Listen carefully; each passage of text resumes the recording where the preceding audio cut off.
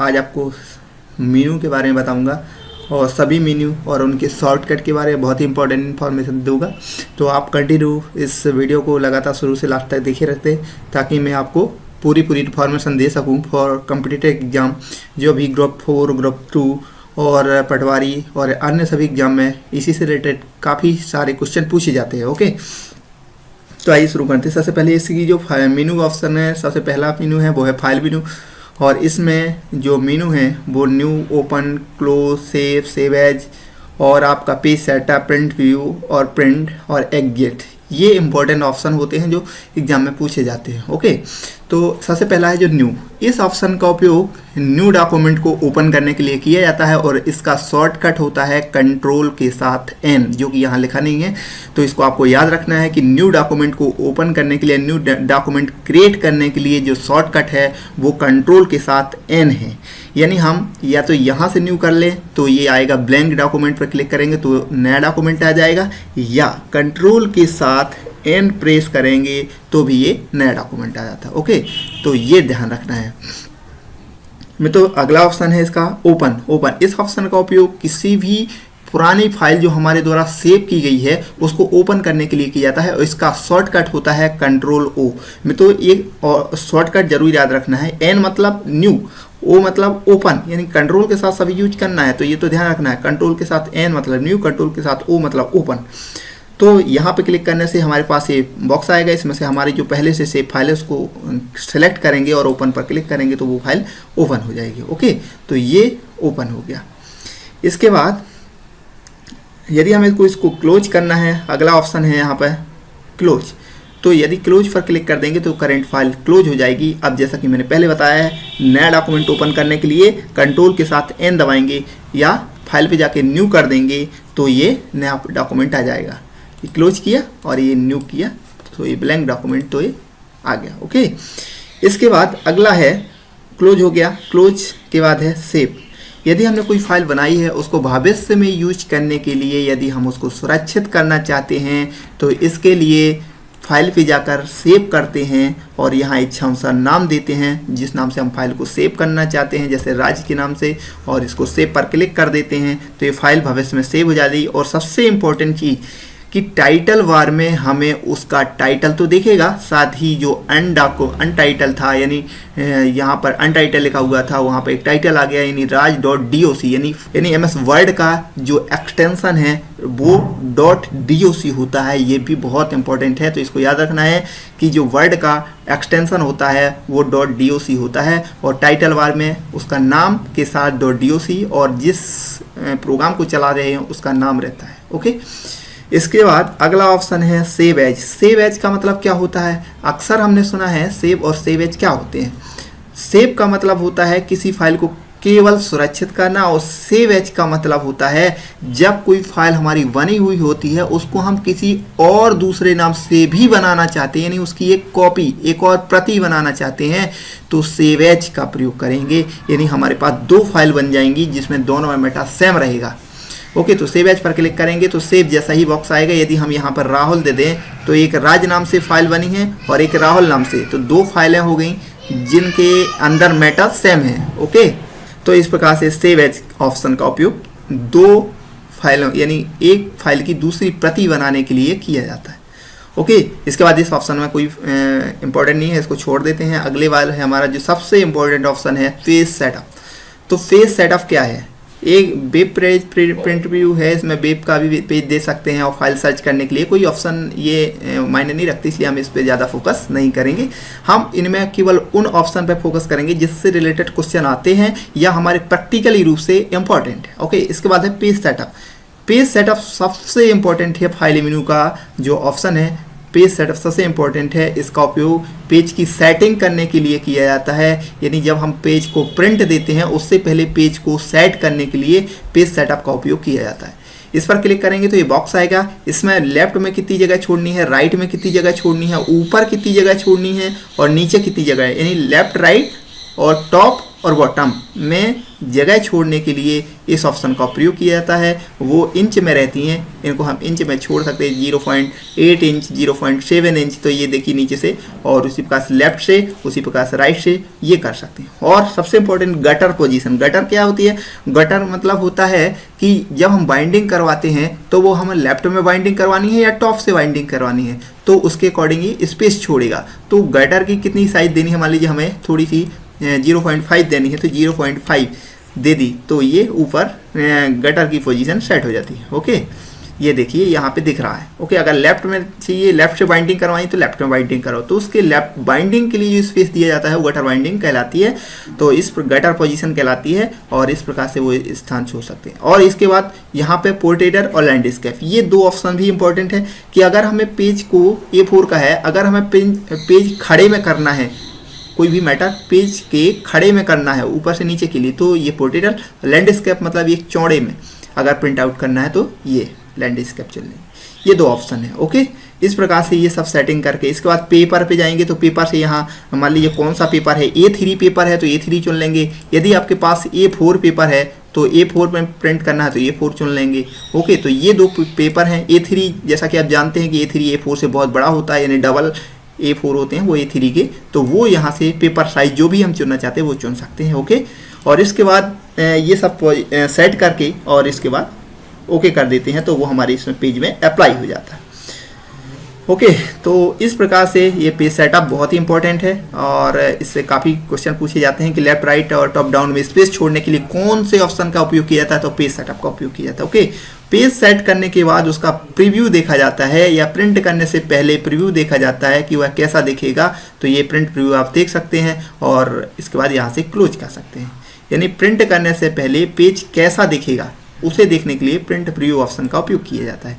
इसके बाद है प्रिंट, और इसका उपयोग पेज को सेट कर लिया, उसको देख लिया, अब फाइनली उसको प्रिंट करने के लिए प्रिंटर के माध्यम से प्रिंट ऑप्शन का उपयोग किया जाता है। इसका शॉर्टकट होता है Ctrl+P, और इस पर क्लिक करेंगे, ये बॉक्स आएगा। यहाँ से हम चुन लेंगे कौन सा प्रिंटर है, प्रिंटर से प्रिंटर का नाम चुन लेंगे। यहाँ से इसी पेज को प्रिंट करना है तो करंट पेज, सभी को चुनना है तो ऑल पेज। यदि हमें स्पेशल पेज चुनना है, मान लीजिए 1 से लेकर के 5 था तो 1 2 5, कॉमा यदि हमें मान लीजिए 7 में से 8 में तक चलना है, 1 से 5 था और फिर 6 7 नहीं करना, तो 8 से 9 था। या अब हमें 12 करना है केवल, तो कॉमा लगा के 12 के बाद 15 करना है। तो ऐसे करके हम ये प्रिंट के लिए पेज भी चुन सकते हैं, स्पेशल पेज चुन सकते हैं, और इसके बाद ओके पर क्लिक कर देंगे। और इसकी अगर कुछ स्पेशल प्रॉपर्टी सेट करना है तो प्रॉपर्टी भी सेट कर सकते हैं, जैसे कि सपोज दैट अगर हम बोथ साइड में करना चाहते हैं प्रिंट, ये सब प्रॉपर्टी है तो वो यहाँ से हम सेट कर सकते हैं। दोनों साइड प्रिंट करना है तो पेपर के अकॉर्डिंग, चूंकि यहाँ मेरे यहाँ पे प्रिंटर है नहीं,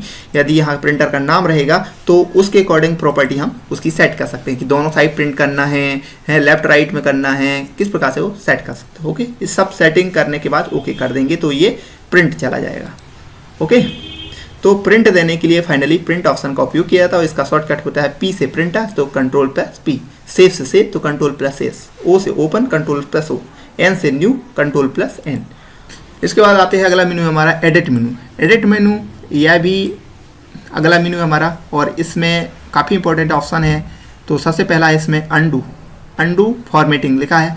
क्यों लिखा है? क्योंकि इस ऑप्शन का उपयोग पिछले परिवर्तन को प्राप्त करने के लिए किया जाता है। सपोज दैट मैंने इसको अभी किया रेड, ओके, रेड करने के बाद अब मैं इसे पुराना वैसे ही चाहता हूँ तो एडिट पे जाऊँगा, अंडू कर दूंगा, तो ये पहला मेरा ऐसा था उसी प्रकार से हो जाए। यानी पिछले परिवर्तन को प्राप्त करने के लिए अंडू का उपयोग किया जाता है। इसका शॉर्टकट होता है कंट्रोल के साथ Z, ये बहुत इंपॉर्टेंट है। अंडू का शॉर्टकट होता है Ctrl+Z। इसके बाद रीडू, यह भी एडिट का अगला ऑप्शन है। इसका उपयोग अंडू के अपोजिट होता है, जैसा कि इसमें एरो से शो हो रहा है कि अंडू इस साइड काम करेगा तो अपोजिट क्या करेगा, रीडू। यदि अगर मैं रीडू कर दूं तो रेड पुनः हो जाएगा, और अगर अंडू कर दूं तो पुनः ब्लैक हो जाएगा। तो ये क्या है, अंडू के अपोजिट रीडू, रीडू के अपोजिट अंडू। इसका शॉर्टकट होता है Ctrl+Y होता है। Z याद रखें पहले और Y रखें बाद का, यानी इसके अपोजिट है ZY। ओके, अंडू और रीडू। इसके बाद अगला ऑप्शन है कट। इस ऑप्शन का उपयोग किसी भी टेक्स्ट को या पूरे मैटर को कट करने के लिए किया जाता है। इसका शॉर्टकट होता है Ctrl+X। X कैंची से याद रखें, इसका ऑप्शन है शॉर्टकट है Ctrl+X। इस पर क्लिक करेंगे तो यहाँ से पूरा टेक्स्ट कट हो जाएगा। जहाँ पर इसको हम पेस्ट करना चाहते हैं तो वहाँ पर कर्सर ले जा करके और एडिट पे जाके हम उस चीज़ को पेस्ट कर देंगे तो वो चीज़ वहाँ पेस्ट हो जाएगी। कट का मतलब होता है यहाँ से कट करके उसको कहीं दूसरी जगह रखना, तो वो कहलाता है कट पेस्ट। उसी तरह यदि हम इसको कॉपी कर लें तो एडिट में कर ली हमने यहाँ पे कॉपी, अब इसको हम कहाँ रखना है तो वहाँ कर दें पेस्ट। तो पेस्ट में क्या होता है कि दोनों साइड जगह रहता है, यहाँ भी है और यहाँ भी, जबकि कट में क्या होता है यहाँ से कट होकर के कहाँ रखना है। क्लिप बोर्ड में तो दोनों कंडीशन में ही चला जाता है। जब हम कॉपी कर लेते हैं कोई डाटा, हाँ ये बहुत इंपॉर्टेंट है कि जब हम किसी डाटा को कॉपी करते हैं तो वो किस मेमोरी में रहता है, तो वो रहता है क्लिप बोर्ड मेमोरी में। जैसा कि आपको ये क्लिप बोर्ड दिख रहा है, ये क्या है क्लिप बोर्ड है, क्लिप बोर्ड में ये स्टोर हो जाता है और जब पेस्ट करते हैं तो वो क्लिप बोर्ड से आ जाता है। तो कट में क्या होता है यहाँ से उठ करके दूसरी जगह आ जाता है और कॉपी में यहाँ भी रहता है और यहाँ भी रहता है, दोनों में सिर्फ इतना ही अंतर रहता है। इसके बाद कट कॉपी, इसके बाद है पेस्ट हो गया, और पेस्ट का उपयोग प्राप्त करने के लिए किया जाता है। जो कट या कॉपी किया जाता है उसको प्राप्त करने के लिए इसका शॉर्टकट होता है Ctrl+V। शायद मैं स्पीड में बोल रहा हूँ क्योंकि मित्रों को शिकायत रहती है कि मैं बहुत स्पीड में बोलता हूँ, तो मैं चाहता हूँ कि 1 या 2 वीडियो में सारी मेनू ख़त्म कर दूँ और इसके बाद इसके संबंधित ऑब्जेक्टिव क्वेश्चन सॉल्व करूँगा। इसके बाद पेस्ट स्पेशल भी एक ऑप्शन होता है। तो इसका उपयोग क्या होता है कि किसी भी टेक्स्ट को स्पेशल फॉर्मेट में प्राप्त करने के लिए किया जाता है। जैसे सपोज दैट मैं इसको इमेज के फॉर्मेट में प्राप्त करना चाहता हूं, तो यहाँ पे मैं RTF चुन लूँगा और ओके कर दूंगा, तो वही चीज़ जो यहाँ था, जो मेरा टेक्स्ट था, वो इमेज के रूप में भी आ जाता है, ऑब्जेक्ट के रूप में। सॉरी, एडिट पे गए और पेस्ट स्पेशल, और यहाँ मैं यदि ऑब्जेक्ट को चुन लूँ और ओके कर दूँ तो देखिए ये ऑब्जेक्ट के रूप में आ जाता है, यानी मैं इसको उठा के कहीं भी रख सकता हूँ। तो ये पेस्ट स्पेशल एक स्पेशल ऑप्शन है। इसका कोई विशेष यूज नहीं है लेकिन है, इसलिए इसको ज़्यादातर लोग नहीं पढ़ते। ओके, तो इसके बाद है पेस्ट स्पेशल हो गया। इसके बाद है क्लियर, यानी यदि हम सभी टेक्स्ट को सिलेक्ट कर लें, जो कट का काम है वही लगभग क्लियर का है, और क्लियर पे कर ले तो फॉर्मेट यानी पूरा केवल सजावट बस क्लियर करनी है, या कंटेंट डिलीट क्लियर करना है तो फॉर्मेट कर दें तो इसकी जो सजावट हुई थी पूरी, यानी जो कलर वगैरह हो गए थे हमारे, वो सारी चीज़ें फॉर्मेट हो जाती हैं। ओके, इसके बाद यदि कंटेंट यानी अक्षर उसके डिलीट करना चाहते हो तो ये पूरा कंटेंट डिलीट हो जाएगा। इसके बाद अगला ऑप्शन है हमारा सेलेक्ट ऑल, यानी जितना भी टेक्स्ट लिखा है, मान लीजिए 100-200 पेज या 50 पेज, तो हम सभी को सेलेक्ट कर्सर के द्वारा नहीं कर सकते। तो इसके लिए क्या किया जाता है कि एडिट पे गए और सेलेक्ट ऑल पे क्लिक कर देंगे तो सारा टेक्स्ट सेलेक्ट हो जाएगा, या फिर कंट्रोल के साथ A शॉर्टकट है, इसका उपयोग कर्सर इसका उपयोग करके इसको पूरा सेलेक्ट कर सकते हैं। ओके, इस प्रकार से ये होगा सेलेक्ट ऑल। अगला है फाइंड। फाइंड का मतलब होता है किसी भी टेक्स्ट में या किसी भी वर्ड की फाइल में किसी भी डॉक्यूमेंट को फाइंड करने के लिए इस ऑप्शन का उपयोग किया जाता है। सपोज दैट मेरे पास ये टेक्स्ट है, इसमें से मुझे क्या ढूंढना है, हरीश कहाँ लिखा है, तो ऐसी मेरे पास 100-200 की फाइल है और उसमें से किसी एक स्पेसिफिक वर्ड को फाइंड करने के लिए इस ऑप्शन का उपयोग किया जाता है। तो फाइंड पे जाएंगे, इसका शॉर्टकट होता है Ctrl+F। तो इस पर क्लिक कर दिया, चाहे यहाँ पे क्लिक कर दें और या फिर कंट्रोल के साथ F पेस्ट कर दें तो भी वही आएगा। यहाँ पे जैसे मैंने HARISH डाल दिया तो, और इसके बाद फाइंड नेक्स्ट पर क्लिक करूँगा तो बताएगा, यहाँ पे विलिंक करेगा कर्सर, उसको हाईलाइट करेगा कि यहाँ पर आ गया, और फाइंड नेक्स्ट करूँगा तो बता रहा कि word has finished searching the document, मतलब अब डॉक्यूमेंट और कहीं नहीं है, वर्ड मतलब हरीश नाम का और कहीं कोई वर्ड नहीं मिला। तो ये प्रकार से हम इसको फाइंड कर सकते हैं। इसका शॉर्टकट याद रखना है, कंट्रोल के साथ F से फाइंड। रिप्लेस में थोड़ा सा है, इस ऑप्शन का उपयोग किसी पहले से वर्ड के स्थान पर किसी दूसरा वर्ड को लिखने के लिए किया जाता है। जैसे हरीश के स्थान पर हम क्या लिखना चाहते हैं, राज, तो फाइंड व्हाट किसके स्थान पर, किसके, तो हरीश के स्थान पर रिप्लेस विथ, किसको रिप्लेस कर दो, राज को, यानी यहाँ जहाँ हरीश लिखा वहाँ क्या कर दो, राज, और रिप्लेस करेंगे तो एक जगह होगा, और यदि रिप्लेस ऑल कर देंगे तो जहाँ जहाँ पूरे 100-200 की फाइल है, 100-200 पेज की जो फाइल है, सभी में हरीश के स्थान पर क्या हो जाएगा, राज। ओके, और फाइनली वो बताता है कि कितने आपको राज्य मिले। जैसे कि मैंने यहाँ पे अगर ऊपर लिखूँ कि अब राज के स्थान पर मुझे क्या करना है, राज के स्थान पर RAJ और HARISH, तो यहाँ रिप्लेस, जैसे ही मैं रिप्लेस ऑल पर क्लिक करूँगा तो बताएगा the word has completed is search of the document and has made one replacement, मतलब एक जगह आपका चेंज हुआ है। ओके, जितने भी चेंज होगी यहाँ उसकी काउंटिंग बताएगा।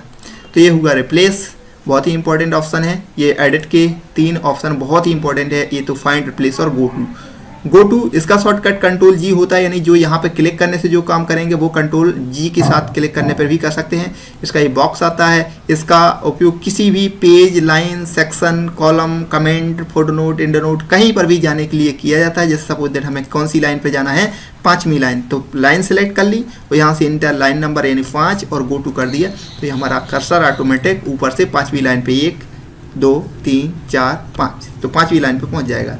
इस प्रकार से एडिट के ऑप्शन कंप्लीट हुए और मैं अगले वीडियो में view insert format, tool, table और विंडो हेल्प के ऑप्शन कंप्लीट करूंगा। तो प्लीज़ अगले वीडियो को मेरे देखिए, इंतजार करिए। तब तक के लिए नमस्कार। यदि मित्रों आपको ये वीडियो पसंद आए तो प्लीज़ लाइक करें, शेयर करें, कमेंट करें। यदि आपकी कोई स्पेशल क्यूरी है तो मुझे ज़रूर से पूछें।